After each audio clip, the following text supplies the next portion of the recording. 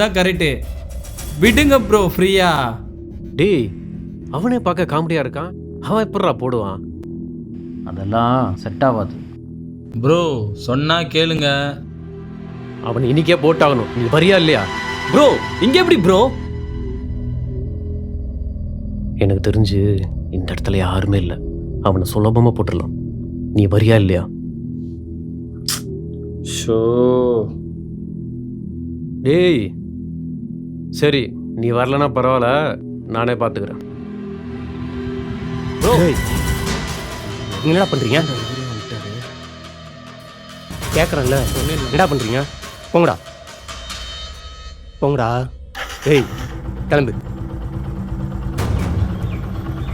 நான் அப்பவே சொன்னேன், கேட்டியா? சரி கிளம்பு. நம்ம இருக்கும்போதே வா.